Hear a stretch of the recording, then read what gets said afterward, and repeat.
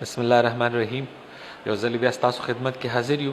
نن موږ هغه مریضانو دپاره ډاکټر نعیم خټک صاحب سره به خبرې کوو کم مریضانو ته د شوګر د وجې د نظر مسئله د هغې د سترګو مسئله نو د سترګو سپیشلیست موږ سره موجود دی. راځئ هغې سره خبرې کوو. موږ سره اوسئ. بسم الله الرحمن الرحیم. السلام علیکم. زما نوم ډاکټر نعیم خټک دی. زه ایز اسسټنټ پروفیسر او انچارج آی ډپارټمنټ لیډ ریډینګ هسپتال تاسو سره مخامخ یم. زه ټولو نه اول د میډیا لرې شکرګزار یم چې هغې په وساطت سره موږ تاسو سره دا ویډیو شیر کوو. تاسو ته ډېر مفید معلومات ملاویږي.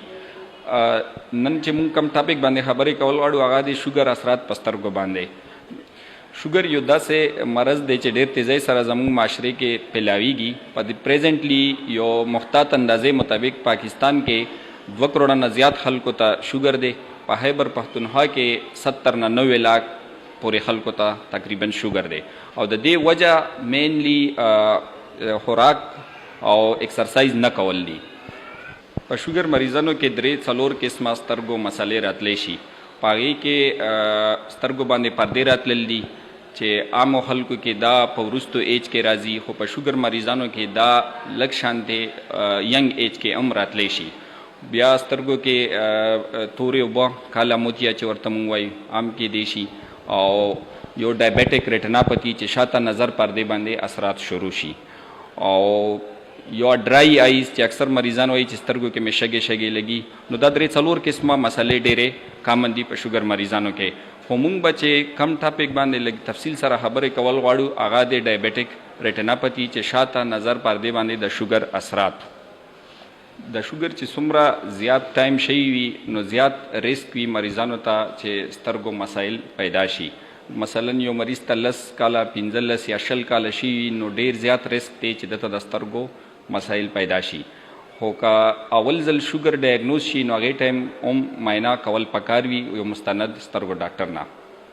نو دې کې اصل میکانیزم ته موږ راځو چې سترګو کې شاته نظر پردې باندې څنګه دا اثرات شروع کی. چونکې شوګر وجود کې په میډیم او سمال ویسلز باندې چاہیے ته موږ واړه او درمیانه رګونه وایي هغې باندې اثرات کوي. نو هغې نه لیکیج شروع شي. نو چې لیکیج وشي نو د سنټر نظر خراب شي، ورسره د سایډونو نظر هم خرابېدی شي.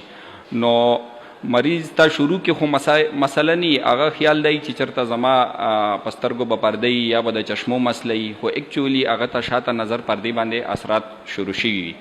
اوس به د دې نه ورسره که د بلډ پریشر زیات وي، لیپډ پروفایل یې زیات وي نو دته ریسک نور هم سوا دی، یا پریګننسي یا سموکنګ دا ټول ریسک فیکټرز دي. نو دا شیزونه به ټول دی کنټرول ساتي. اوس د دې علاج طرف ته موږ راځو چې دی به علاج څنګه کوي.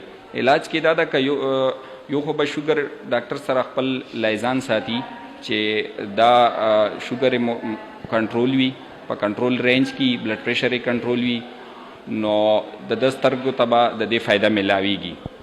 دې ویډیو په ذریعه سره موږ اوس لږ علاج باره کې 100 پوینټس کلیر کول غواړو چې موږ علاج کې بیا دې مریضانو ته ایویسټین انجیکشن سترګو کې لګو. نو هغه انجیکشن موږ میاشت په میاشت لګو. میاشت نه مخکې راتلو ضرورت نی او انیشلی موږ 3 انجیکشنز لګو. بیا ګورو چې که د نظر ښه کیږي او سی ټي ټیسټ کوو هغې کې تھکنس کمیږي نو موږ نور انجیکشن نه لګو. او خدای به فریکوینټ فالو اپ کوي. لکه بیا به هسې خو موږ کال کې معاینه کوو، خو که یو ځل دا مسله شروع شي نو بیا پکار دی چې معاینه په 3-4 میاشتو کې خامخا کیږي. شروع کې خو میاشت په میاشت به کیږي، خو چې بیا ډیوریشن موږ زیاتو نو بیا 3-4 منث ته کیسه ځي. دې کې موږ سره لیزر زم دي او خدای مکه که مسله ډېره زیاته شي بیا موږ اپریشن هم کوو. د سترګو شاته نظر پردې اپریشن کوو، غټ اپریشن. نو لیزر هم یو سیشن کې نه کېږي، په 2-3 سیشنو کې موږ هغه لیزرز کوو. دا ایویسټین انجیکشن مستند ډاکټر له لګوي. عام ځای کې دا انجیکشن موږ نه ریکمنډ کوو چې عام کسې ولګوي. اینډ کې ټیک ہوم میسیج دا دی چې هر هغه مریض چې هغه ته شوګر ډایګنوز شي نو اول ځل به دی تفصیل سره معاینه کوي چې سترګو کې څاڅکي واچولی کېږي او شاته ډایلیټډ فنډس ایگزامینیشن وشي او بیا به د کال کې یو ځل معاینه کوي. خو که دته ډاکټر مسله وي او بیا ډاکټر دته ټایم کم وښیي نو هغې مطابق به بیا د معاینه کوي.